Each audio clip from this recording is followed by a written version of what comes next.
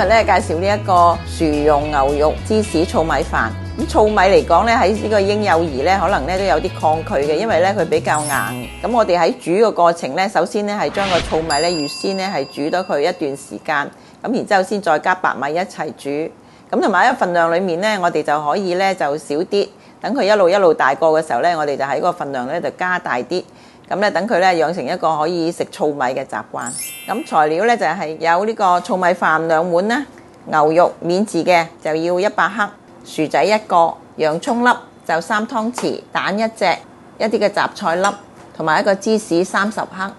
我哋嘅做法咧，首先咧就將個薯仔去皮啦，跟住就切薄片。咁切咗薄片之後咧，我哋就會隔水蒸佢大約係10分鐘。咁咧等佢咧就係變咗腍身。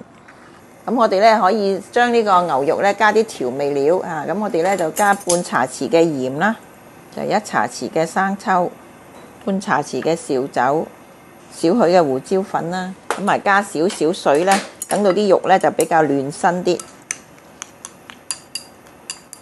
將呢個芝士咧刨碎佢，咁如果方便嘅咧就可以用一啲夾麵包嗰啲三文治芝士咧，咁就可以省卻咗呢個工序嘅。跟住落嚟咧，我哋可以做一個炒飯先。咁我哋咧燒熱個鑊啦，咁就落少少嘅橄欖油，咁將呢個發冷咗嘅雞蛋咧就加埋落去。咁當隻蛋咧就炒到佢半熟，咁我哋咧就將啲飯咧就擺埋落去。咁咧，如果我哋嗰啲蛋未曾炒得全熟咧，我哋加咗啲飯落去咧，咁嗰啲蛋就可以包住嗰啲飯。咁做出嚟咧就會比較靚啲啦。咁啊，加少少鹽，加埋個雜菜粒，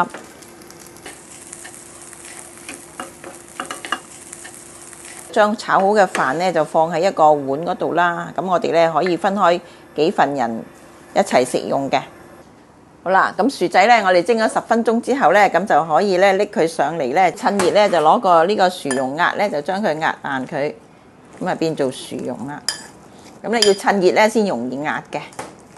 好，咁我哋跟住落嚟咧就將嗰個薯蓉牛肉咧就煮咗佢啦，加落個洋葱碎，係啦。咁牛肉咧又有豐富嘅蛋白質啊，同埋鐵質咧，對於幼兒嘅成長咧都好大嘅幫助嘅。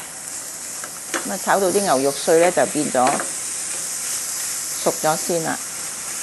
好啦，咁跟住咧就加埋我哋嘅薯蓉。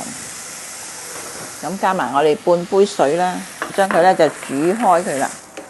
咁個糙米飯咧加埋呢一個薯蓉咧有香滑咧，咁所以咧就俾呢個小朋友食咧就係好理想嘅。